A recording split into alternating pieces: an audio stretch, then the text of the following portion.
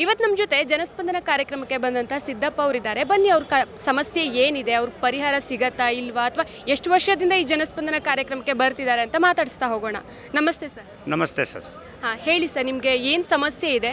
ನಮ್ಮದು ಸಿದ್ದಪ್ಪ ಅವರಹಳ್ಳಿ ನೆಲೋಗಿ ಗ್ರಾಮದವ್ರನ್ನವ್ರಿ. ನಮಗೇನದ್ರಿ ಧರ್ಮಸಿಂಗಾರು ಹಿಡ್ಕೊಂಡು ಇದ್ದ ಕಾಲಕ್ಕೂ ಕೇಳಿದ್ರು ಅವ್ರು ಪಿಯಾಗ ಅವ್ರಿಗೆ ಹೇಳಿದ್ರಿ ಹೊಲ. ಈಗ ಡಾಕ್ಟರ್ ಅಜಯ್ ಸಿಂಗ್ಗೆ ಹೇಳಿದ್ರು, ಒಬ್ಬ ಗೃಹ ಸಚಿವ, ಒಬ್ಬ ಮುಖ್ಯಮಂತ್ರಿ ಮಗ ಆಗಿ ಒಬ್ಬ ಪಿಯಾಗ ಹೇಳ್ಕೋದಾಗಲ್ಲ ಇದ್ರಿ. ನಂದು 6 ಎಕರೆ 6 ಗುಂಟೆ ರೀ. Survey number 379. ಅವರು ಅಜಯ್ ಸಿಂಗ್ ಅವರು ಪಿ ಅವರು MLA ಪಿ ಅವ್ರು ಏನದ ಬಸವರಾಜ ನಂದಿಗೊಂಡವರು ಅವ್ರ ಹೆಸರಲ್ಲೇ ಮಾಡ್ಕೊಂಡಿದ್ದಾರೆ. ನಾನು ಇವತ್ತು ರೆವಿನ್ಯೂ ಸ್ಟ್ಯಾಂಪಿಗೆ ಹೋಲ್ರಿ, ಯಾವ DC ಹತ್ರ ಹೋಲ್ರಿ, ಸರ್ಕಲ್ ಸಾಬ್ರ ಬಲ್ಲಿ ಹೋಲ್ರಿ, ನಾವೇನು ಮಾಡಮ್ರಿ, ನಾವು MLA ಫೋನ್ ಬರ್ತದೆ, ನಾವು ಏನು ಮಾಡೋಕ್ಕಾಗ್ತದ ಅಂತ ರೀ. ಈಗ ಅವರು ನಿಮ್ಮ ಹೆಸರಲ್ಲಿ ಜಮೀನ ಅವ್ರಿಗೆ ನಿಮ್ಮ ಮಾಡ್ಕೊಳ್ಬೇಕು, ನಿಮ್ಮದು ಸಿಗ್ನೇಚರ್ ಬೇಕಾಗಿರತ್ತೆ, ಅದೆಲ್ಲ ಯಾವ ರೀತಿ ಆಯಿತು ಸರ್? ಅದು ಕೇಳಿದ್ರೆ ನೋಡ್ರಿ ಮೇಡಮ್ ಅವ್ರು ಹ್ಯಾಂಗೆ ಮಾಡ್ಕೊಂಡ್ರು ಹ್ಯಾಂಗಿಲ್ರಿ. ಈಗ ಅಜಯ್ ಸಿಂಗರೇ ಒಂದು ಅವ್ರು ಏನು ನಂದಿಗೊಂಡ ಅವನೇ MLA ಇವರೇ ಪಿ ಆದಂಗೆ ಆಗಿಬಿಟ್ಟಾರಿ. ಅವ್ರು ಅಷ್ಟು ಇಂಪ್ರೂವ್ ಆಗಿಬಿಟ್ಟಾರಿ, ನಮಗೇನು ಕೇಳಾರ್ದೆ ಮಾಡ್ಕೊಂಡಾರಿ. ಈಗ ನಿಮ್ಮ ಜಮೀನಿಗೆ ನಿಮ್ಮ ಸಿಗ್ನೇಚರ್ ಇಲ್ಲದೇನೆ ಅವರು ನಿಮ್ಮ ಜಮೀನನ್ನು ತಗೊಂಡಿದ್ದಾರೆ ಅಂತ ನಿಮ್ಮ ಸಮಸ್ಯೆನ? ಹಾಂ ರೀ, ತೊಗೊಂಡಾರಿ. ಇಲ್ಲಿ ಅದ ನೋಡ್ರಿ ದಾಖಲಾತಿ 75ದಾಗ ನಾವು ಖರೀದಿ ಮಾಡಿದ್ರಿ. Survey number 179. ಎಲ್ಲ ಡಾಕ್ಯುಮೆಂಟ್ ಅವ್ರು ಯಾರ್ಯಾರು ವಕೀಲರು ಅವರು ಇದಕ್ಕೆ ಯಾರ್ಯಾರು ಸಿಗ್ನೇಚರ್ ಮಾಡಿದಾರ ಅವ್ರಿಗೆ ಬರೋರಿಗೆ ಏನದ ಗುಂಡಾಗಿರಿ ಮಾಡಿ ದಾದಾಗಿರಿ ಮಾಡಿ ಅವ್ರಿಗೆ ಬರಗೊಟ್ಟಿಲ್ರಿ ಕೋರ್ಟಿಗೆ.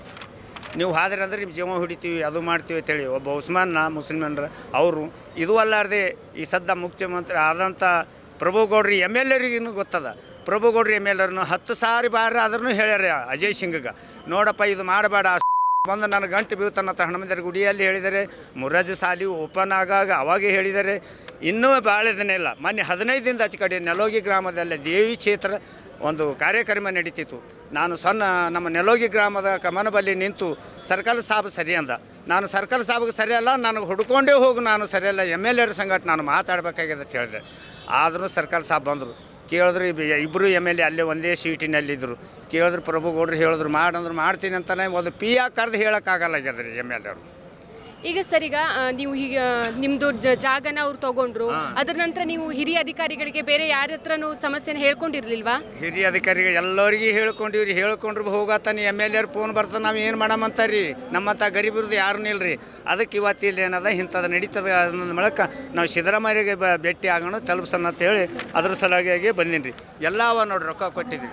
ಆ ಬರೋರಿಗೆ ಸುದ್ದಿಕ್ಕೆ ನಿಮ್ಮಂಥ ಜನರಿಗೆ ಏನದ ಗುಂಡಾಗಿರಿ ಮಾಡಿ ಅಂಜಿಸಿ ಮಾಡ್ಯಾರಿ.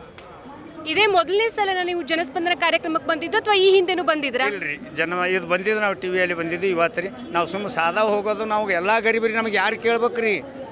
ಅದು ಹಿಂಗೆ ಒಬ್ರು ಹೇಳಿದ್ರು, ಇಂಥ ಬೆಂಗಳೂರಿಗೆ ಫಂಕ್ಷನ್ ನಡೆದದಪ್ಪ, ಹೋಗಿ ಸಿದ್ದರಾಮಯ್ಯರಿಗೆ ಭೇಟಿಯಾಗು ಮಾಡತ್ ಹೇಳಿದ್ರು.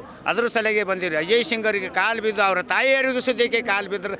ರೊಕ್ಕ ಕೊಡ್ತೀನಿ ಬೇರೆ ಕಡೆ ತಗೋಪ್ಪ ಅಂದರು. ಅದೇ ರೊಕ್ಕ ಕೊಟ್ಟರೆ ನಿಮಗೆ ಬೇರೆ ಕಡೆ ಸಿಗಲ್ಲನ್ರಿ ಅಂತ ಕೇಳಿ ನಾನು ಕೇಳಿದ್ರೆ ಏನದ ಇವತ್ತಿಗೆ ಗಮನಕ್ಕೆ ಹಾಯ್ಕೊಳ್ಳೋಕೆ ತಯಾರಿಲ್ಲ. ಒಬ್ಬ ಮುಖ್ಯಮಂತ್ರಿ ಮಾಜಿ CMನ ಮಗ MLA ಅವರ ಪಿಯಾಗ ಹಚ್ಚಿಸಿ ಹೊಲ ಏನದ ರಿಜಿಸ್ಟರ್ ಮಾಡ್ಕೊಂಡ್ರೆ ಹೇಳೋಕೆ ಆಗಲ್ಲಾಗ್ಯದ ರೀ. ಇದು ಅಲ್ಲಾರ್ದೆ ರೇವಣಸಿದ್ದಪ್ಪ ಕಮ್ಮನ ಮನೆಯವರು ಮತ್ತು ಭೀಮಾಶಂಕರ್ ವಿಭೂತಿ ಪ್ರಭುಗೌಡರು ಒಂದು 100 ಸಾರಿ ಹೇಳ್ಯಾರಿ. ಸದ್ದ ಅವರು ಈ ಬಾರಿ MLA ಆಗಿದ್ದಾರೆ. ಅವರು ಪ್ರಭುಗೌಡರು ಸುದ್ದಿಕ್ಕೆ ಒಂದು 10 ಸಾರಿ ಹೇಳಿದ್ದಾರೆ.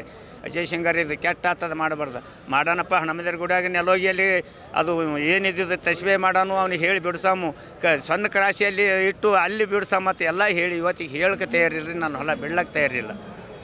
ಈಗ ಎಷ್ಟು ವರ್ಷ ಆಯಿತು ಸರ್ ಅವರು ನಿಮ್ಮ ಜಮೀನನ್ನು ಅವ್ರ ಹೆಸರಿಗೆ ಮಾಡಿಕೊಂಡು? ಈಗ 4, 5, 6 ವರ್ಷ ಐತ್ರಿ.